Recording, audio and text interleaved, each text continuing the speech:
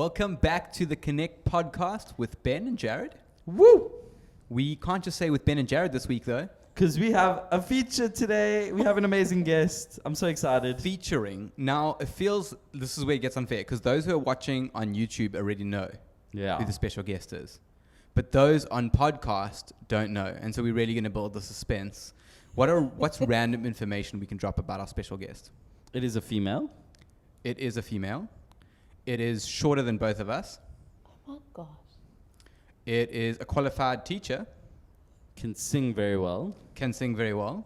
Has a qualification in sports management. Is that real?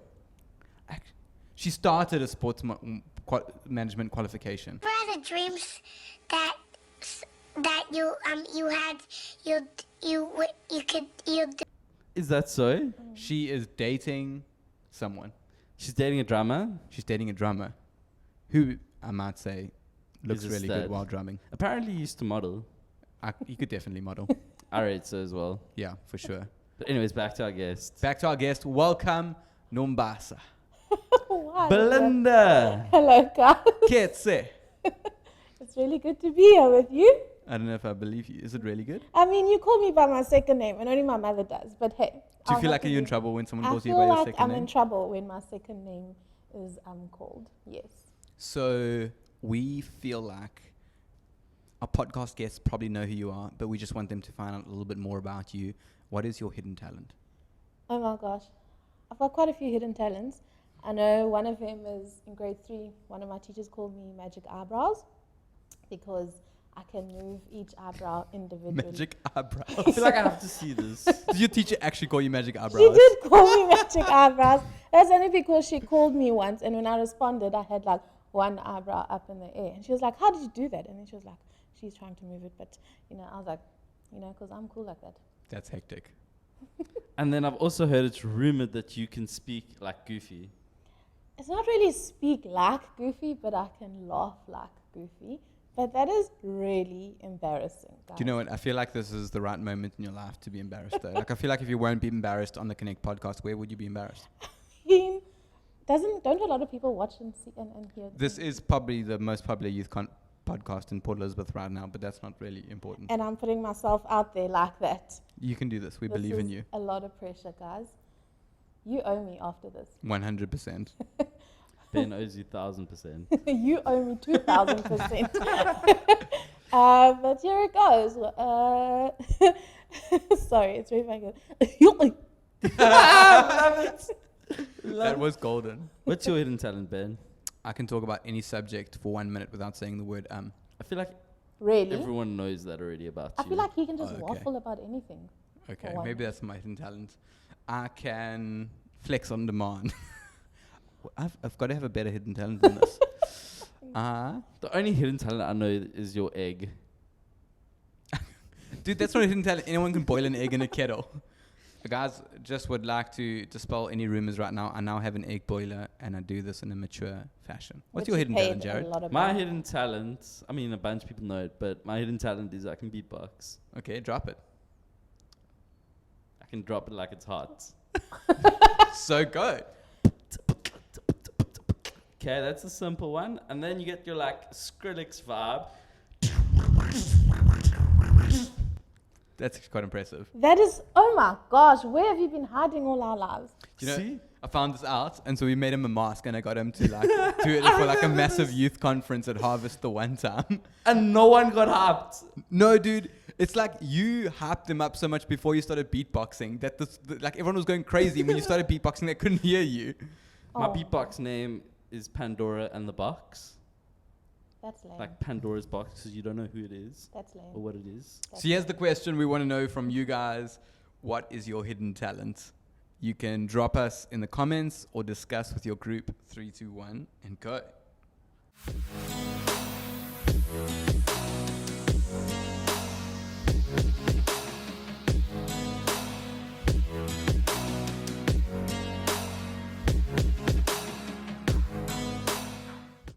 So this week we are back with Kingdom, and we're going to be telling you guys a bit of Kingdom stories. And so in order to get to know our guest this week, we are going to get her to tell her story of how she got to meet Jesus.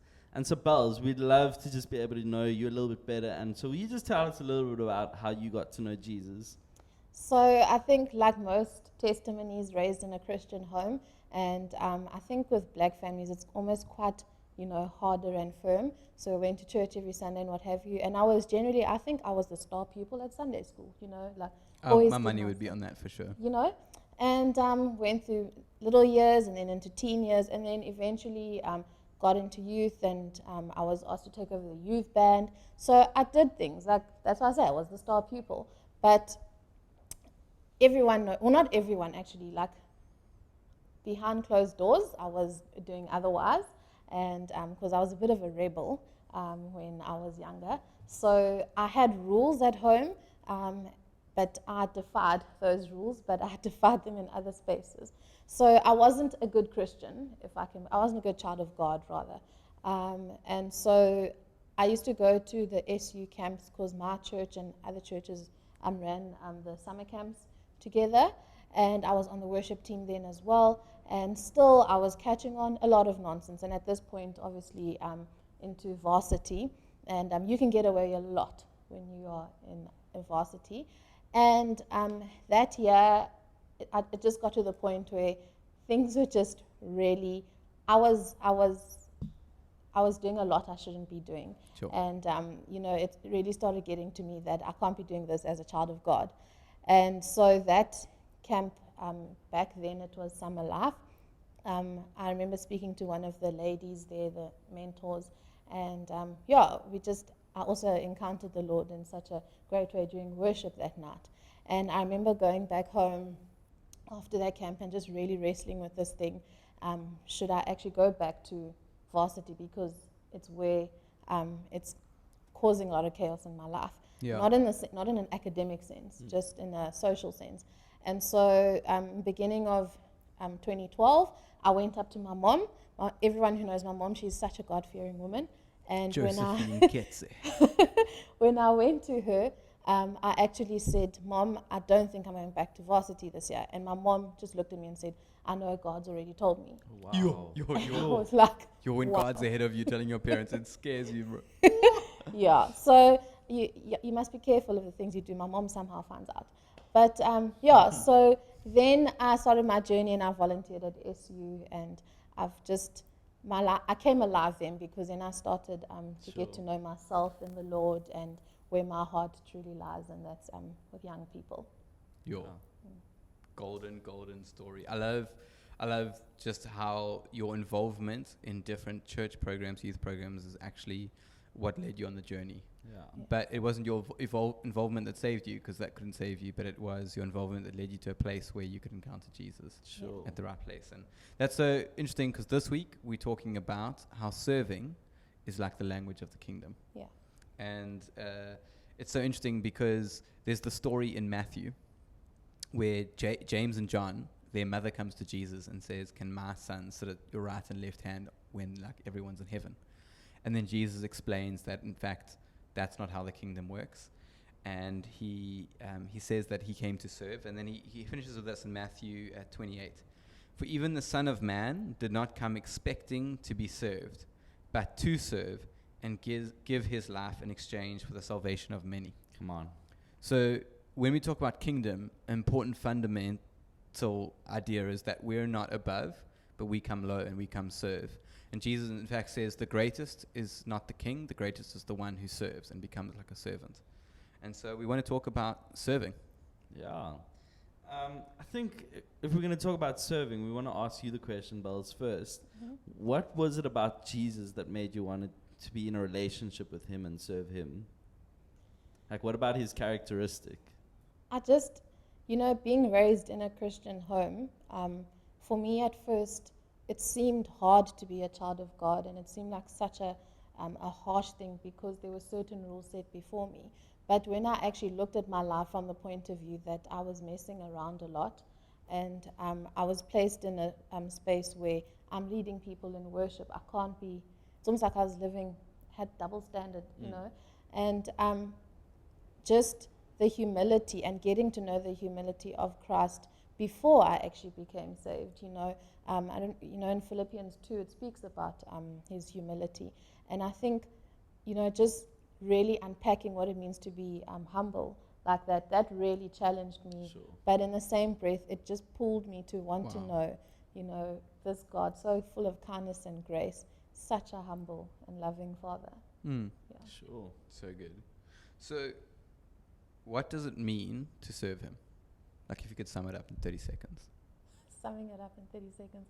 Serving God means just, for me, laying my life down for Him in a service kind of way. And that it can take the shape of anything, take on many different shapes. It doesn't have to be leading in the church. It can be so simple as, how do I glorify God in my making a cup of coffee for my mom? Yeah. Or how do I glorify God in opening the door and walking into the room? So it's never just about the four walls of the church and being part of that. It's about, how do I use my everyday life to glorify the Father. That's so good. I remember when I took up this position at Woman Methodist, someone said to me, they said, Ben, you have to know you as significant whether you leading in the church or you flipping hamburgers at McDonald's. Yes. Like your significance is not based on what you do. And so you can serve God as powerfully by like representing Him well, while flipping burgers at McDonald's, as you can standing on a stage of the church. Exactly. Yeah, and when we were speaking about earlier, we were having a conversation about the parable of the gifts and talents. Yeah. And you sum it up beautifully. And I just want to give you a bit of context into what the parable is. It speaks about a master that goes away and leaves gifts and talents with his servants. Yeah. I mean, in this context, it's speaking about money, but we can also take it from the perspective of what we've been given. Yeah. And so the master leaves it, and then what happens is one's given 5, one's given 2, and then one's given 1. Yeah. So each of the servants are given different amounts. The one with 5 doubles it and gets it to 10. The one who has 2 doubles it and gets to 4. But the one who had 1 was too scared to use the talent and actually buries it, and the master actually rebukes him for that. Yeah. And so you have this story about actually using gifts. Yeah, and I think when everyone hears serving in the kingdom, we always think about, well, how can I serve in the church? Yeah. And my thing is, remember, as the church, we have been called to preach the gospel or share the gospel. The gospel doesn't have to be preached as a Bible-bashing sense. God has given each of us talents and gifts. And I do believe it's how you use that gift to glorify Him. It's how you use that gift to bring people closer to Him. Yeah. So if I'm an athlete, we all know that these young people follow these athletes. Like our Springbok captain at the moment, Siya Kolisi, is a big name around the world. Yeah. And he could, which I believe he is using the platform that he's been given to actually share the gospel. For and real. Like I say, sharing the gospel doesn't mean I need to be reading Psalm 23, because you need to be knowing Psalm 23. Yeah. But our lives should be a worship lifestyle. So Sia, always sharing an odd Bible verse or giving in the community by feeding the lost. He is serving in God's kingdom, and he's using what God has given him to further the kingdom. That's so good. I love that. I think it's so powerful. Not just when you have influence, though, because God will trust you with influence when you're willing to serve low. Like when you're the person no one notices. Yeah. When you're the youth intern at the church. Like Kyle, just doing cameras. Come on, what a son. Like sitting in the background, like just serving faithfully. Yeah. Like that's using your gift faithfully. Yes. And it's not like I want to say, I want to take it out of the church context. It's like I remember when I was working as a bicycle salesman in like a totally non-Christian environment where everyone spoke Afrikaans, and I don't speak any Afrikaans.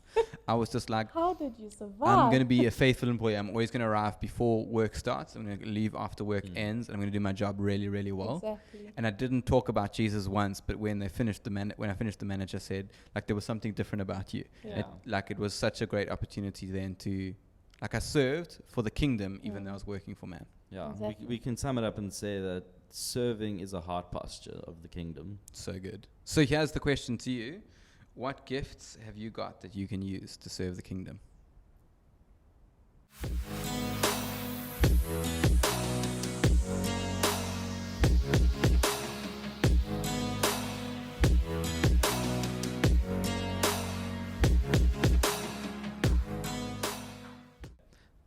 you guys know what time it is?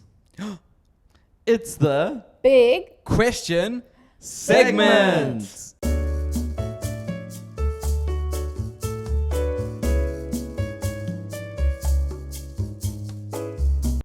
And this week's big question segment that's coming in is, I'm a new believer and I'd love to know what I can do to build my faith and relationship with Jesus.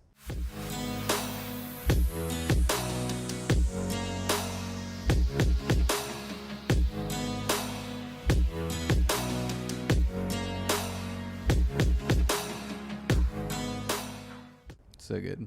That's a very good question. I think for me, one of the important things is always having a mentor, having someone that you can walk this journey with. So obviously, not necessarily a believer that's been in the faith longer than you, because God can use anyone and reveal His scripture to anyone.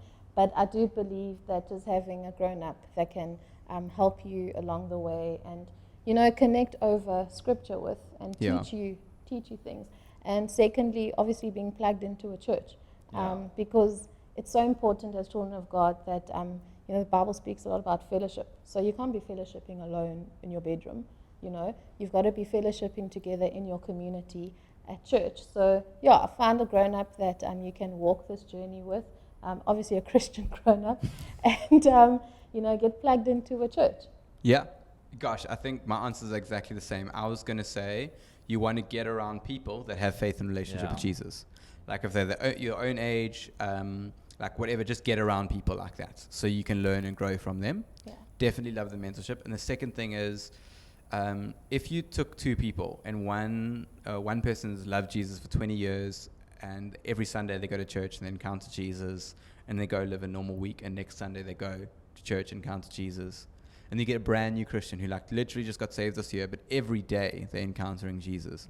Like at the end of the year, who do you think is going to be in deeper relationship with Jesus? It's the one who encounters him every day. And so it's like daily putting aside time to be intentional with this person you want to build a relationship with. And it doesn't even have to be like 4 hours of intercessory prayer where you like having these heavy encounters. It can literally be like 10 to 15 minutes of either just listening to worship or just diving into the word. Absolutely, yeah. Wow, what a good episode.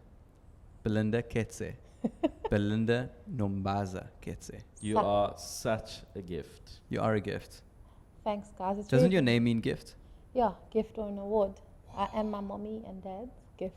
You're also a gift to us. Praise the Lord. Guys, it's been great doing this week's Connect podcast with you. Hit subscribe, hit like, share this podcast with someone that you want to encourage. And we see you again next week. Yay!